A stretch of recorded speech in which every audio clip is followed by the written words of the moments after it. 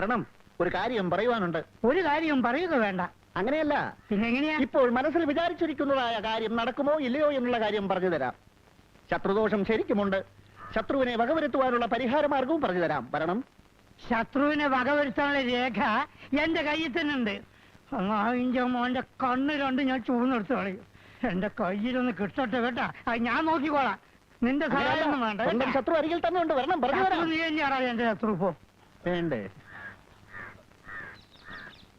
Hello, വരണം, ഒരു കാര്യം പറയുവാനുണ്ട്. സാറിന്റെ മുഖലക്ഷണത്തെ കുറിച്ച് പറയുവാണെങ്കിൽ വളരെ സത്യസന്ധനാണ്. ആ കണ്ണുകൾ വലിയ ഭാഗ്യവാന്റെ ലക്ഷണമാണ്. ഏതോ ഒരു അപകടസന്ധിയിൽ നിന്നും രക്ഷപ്പെട്ടു വരികയാണെന്ന് കണ്ടാൽ അറിയാം. വരണം, പറയുവാനുണ്ട്. നല്ല ഐശ്വര്യമുള്ള മൂക്കാണ്. ജോൺ എഫ് കെന്നഡിക്കും ജവഹർലാൽ നെഹ്റുവിനും ഇതേ മൂക്ക് തന്നെ ആയിരുന്നു. വിശ്വപ്രസിദ്ധനാവും. അറച്ചു നിൽക്കാതെ മടിച്ചു നിൽക്കാതെ വരണം. ഐശ്വര്യമായി ഒരു ദക്ഷിണം വെക്കണം. മുരുക ഭഗവാനെ, ഗുരുവായൂരപ്പ. തൽക്കാലം ഇത് മതിയാവും. പറയുന്നത് മുഴുവനും സത്യസന്ധമാണെങ്കിൽ സാറ് 100 രൂപ എനിക്ക് സമ്മാനം തരണം. ഭഗവാനെ, ഇനി ആ കൈയൊന്ന് കാണട്ടെ. വിവാഹിതനല്ല.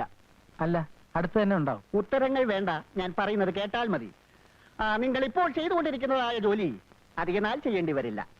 അയ്യോ, അപ്പൊ മുതലാളി എന്നെ ജോലി എന്ന് പറഞ്ഞുവിടോ? അയ്യോ, അതല്ല സാർ, നല്ല ഐശ്വര്യമുള്ള കൈയാണ്. കോടി ജനങ്ങളിൽ ഒരാൾക്ക് മാത്രമേ ഇത്തരം രേഖയുണ്ടാവൂ. രാജയോഗമാണ്. സവാരി ആനപ്പുറത്താവും. ജനങ്ങളെ ഭരിക്കുവാനുള്ള അധികാര പദവിയിലെത്തും.